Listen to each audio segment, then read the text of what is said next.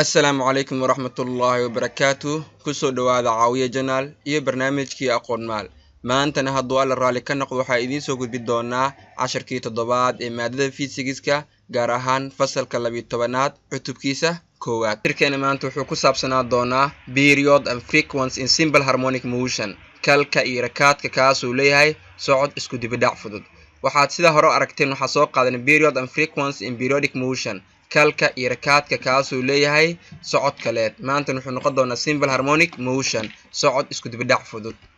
The mass on the spring makes one full oscillation 2 by radian in one period t, so angular frequency can be found by cufka kaasoo leed ku xiran moolo wuxuu sameynayaa hal wareego dhammaystiran oo ah 2 by radian haddii periodku uu yahay kalku yahay t angular frequency waxaan ku heli karnaa 2 by loo qaybiyo t ama 2 by f halka by ay u taagan tahay 3.14 t ay u taagan tahay period oo ah kalka f na u taagan tahay frequency oo rakaadka angular frequency SI unitkiisu wuxuu noqonayaa radian per second. Angular frequency wuxuu frequency caadi ugu duwan yahay wuxuu leeyahay xagal sida u joogno muuqaalkan meesha noo muuqdo sheygan wareegsanaya wuxuu leeyahay angle xagashaasi uu maadaama xagal uu leeyahay angular frequency aan isticmaal doono ah rakaad xagleed markuu sheygu noqnoqosho u sameeynaya asigoo xagal leh. Another relationship between angular frequency mass oscillating on spring and the spring constant is xiriir kale ka dhaxeeyo angular frequency iyo cufka walhanayso iyo doorsoomaha moolada wuxuu noqon doonaa omega waxaa lagu helaa radical k loo qaybiyay m markaan qaacidadan fiirin waxaan ogaanaynaa omega angular calaamadan waxaa loo yaqaan omega waa Greek letter oo angular frequency u taagan waxay direct proportional ku tahay k oo micnaheedu yahay spring constant haddii spring constant-igu uu bato angular frequency-gu waa u bado doonaa haddii spring constant-igu uu yaraadana angular frequency-ga waa uu yaraa doonaa dhanka markaan u fiirino maaska haddii maaska iyo angular frequency aan isku fiirino xiriir ka dhaxeeyo wuxuu noqon doonaa inversely proportional oo haddii mid uu bato kale uu yaraa doonaa taas micnaheedu wuxuu noqon doonaa haddii maaska uu bato angular frequency-ga waa uu yaraa doonaa haddii maaska uu yaraadana angular frequency-ga waa uu badnaa doonaa k markaan fiirino waa directly proportional increase causes increase and decrease causes decrease mass markaan fiirino waa inversely proportional or increase causes decrease and decrease causes increase. We see from this equation that the higher the spring constant, the stiffer the spring and the greater angular frequency of the oscillation. Waa inta hadaan ka hadlayna we see from this equation qaacidadan markaan fiirino isla egtaan gees ka muuqato that the higher the spring constant haddii qiimaha k u bato angular frequency waa u buudo doonaa the stiffer the spring waa intaasoo awoodda moolada ay sii badnaato and the greater angular frequency waxaana awoodda moolada hadday badnaato micnaheedu wuxuu noqon doonaa angular frequency ayaa badan. A smaller mass will also increase the angular frequency. Waxa kale oo badan kara angular frequency markaan fiirino mass oo yaraado sababtoo ah mass iyo angular frequency waxay isku yihiin inversely proportional oo waxaa ka dhaxeeya saamigal cagsi ayaa ka dhaxeeya oo mass haddii uu bato angular frequency waa uu yaraanaya haddii mass uu yaraadana angular frequency-ga waa uu badnaanaya.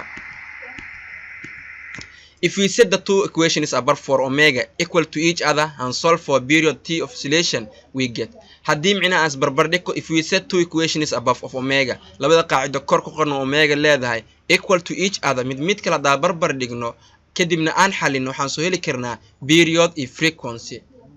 oo marka is barbar dhigno waxaan sameynaynaa waxaan is barbar dhigi doonaa omega iyo omega waxaan ka soo saari doonaa period haddana waxaan is barbar dhigaynaa omega iyo omega waxaan ka soo saari doonaa frequency.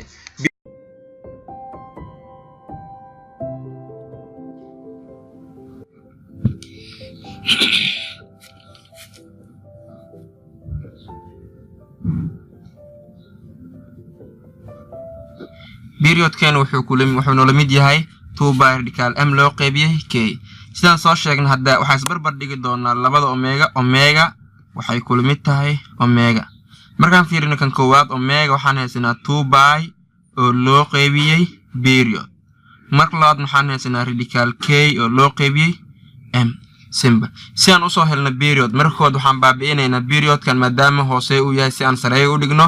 qaybin waxaa lagu baabi'iyaa ku dhufasho inta waxaan ku dhufanaynaa period inta waxaan ku dhufanaynaa period iyo period waxay noqon doonaan isla bixeen waxaa noo soo haray 2 by waxay ku lamid tahay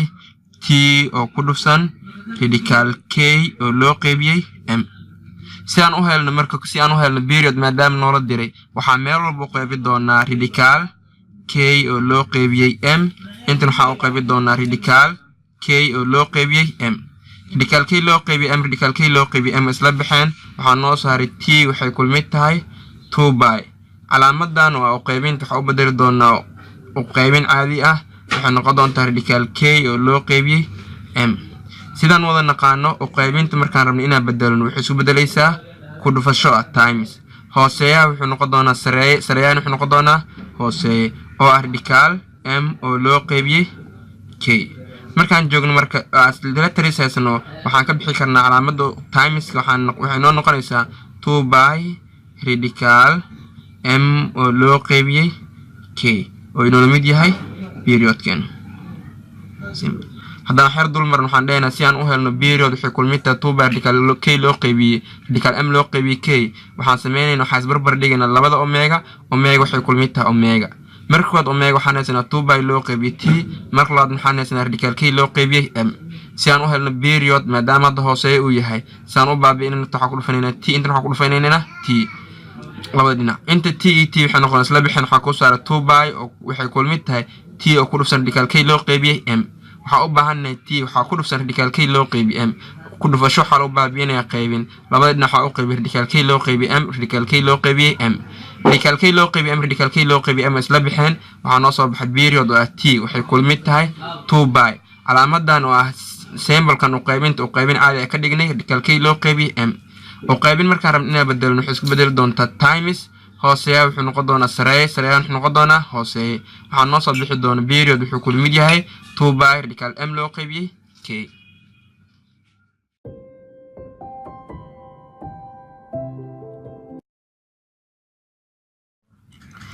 tan labaad waxaan haysanaa frequency wuxuu ku mid yahay 1/2 by radical k oo loo qaybiyay m si aan adina tan usoo saaran waxaa mari doonaa wadada hadii oo kale u marin period omega waxay kulmid tahay omega labada omega isbarbar dhig markood omega waxaan haysanaa 2 by f waxay kulmid tahay marka labaad waxaan haysanaa radical k oo loo qaybiyay m si aan u helno frequency waxaa ku dhufsan frequency 2 by therefore si aan u baabi'ino ku dhufasho waxa lagu baabiyaa qaybin inta waxa u qaybi doonaa 2 by inta waxa u qaybi doonaa 2 by 2 by isla bixeen frequency wuxuu ku mid yahay therefore hadii aan haysano meesha waxay radaan taabano hadii ay haysatid a oo loo qaybiyay b waxay ku mid tahay 1/b oo ku dhufsan a oo waa u kala qaadi karna si taas oo kala sameey doona waxaan dhahayna 1/2 by waxay ku mid tahay radical k oo loo qaybiyay m oo a/b da haysto waxa u kala qaadi kartaa 1/b oo ku dhufsan a sidaas la mid ah radical k loo qaybiyay m oo u qaybsan 2 by waxa u qaadina 1/2 by oo ku dhufsan radical k loo qaybiyay m period kan wuxuu noqon doonaa 2 by m loo qaybiyay k frequency kan wuxuu noqon doonaa 1/2 by radical k loo qaybiyay m markaan u fiirno xiriir ka dhaxeeya period iyo mass wuxuu noqon doonaa directly proportional period iyo k wuxuu noqon doonaa inversely proportional oo micnaha hadii mass uu bato period waa u badan doonaa hadii mass uu yaraadana period waa u yaraan doonaa dhanka markaan fiirno hadii spring constant ama doorsoomaha moolada ay badato period kalka uu yaraan doonaa hadii doorsoomaha moolada uu yaraadana kalka waa u badnaan doonaa therefore mass waa directly proportional spring constant wuxuu noqon doonaa inversely proportional frequency markaan u helna asigna waxa lagu heli doonaa 1/2 by radical k loo qaybiyay m oo micnaheedu yahay frequency spring constant rakaad iyo doorsoomaha moolada waxay isku yihiin saamigal toos ayaa ka dhaxeeyo oo hadii mid uu badkan kala waa u badan doonaa frequency cufku walaxad ee leedahay in shay walhanayna wuxuu noqon doonaa saamigal cagsi ah oo hadii kan uu bato kan ay yaraan doono hadii kan uu yaraadana kan ay badan doono oo maska bato frequency go yaraado waay hadii maska uu yaraadana frequency ga oo bato labadu waxay isku yihiin inversely proportional hadaba markaan fiirno marka period laba shay uu ku xiran yahay labada shay uu ku xiran yahay wuxuu noqon doonaa period of simple harmonic motion depends on the mass of vibrating body and the force constant of the spring markaan ka hadlayno periodka kalku leeyahay socod isku dib dhac fudud wuxuu ku xiran yahay cufka kaas oo leeyahay shayga gariirka sameeynaayo iyo doorsoomaha moolada spring constant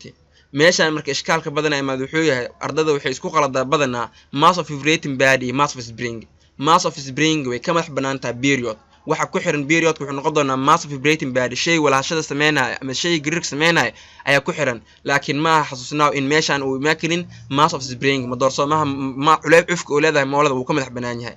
and independent of the ability of the motion wuxuu kaloo ka madax banaan yahay qotinka walaxda maximum displacement shayga oo ka madax banaan yahay oo wuxuu ku xiran yahay mass of the object or vibrating body and spring constant labadaas oo saameyn ku leh frequency markaan fiirino asina simple harmonic motion also dependent labada asina wuxuu ku xiran yahay mass of the object cufka walaxda ay leedahay and force constant is same as spring constant force constant oo doorsoomaha xooga iyo doorsoomaha moolada labadooda waa same therefore marka la fiiriyo period iyo frequency isku si ay ugu xiran yihiin mass kan wuxuu ku xiran yahay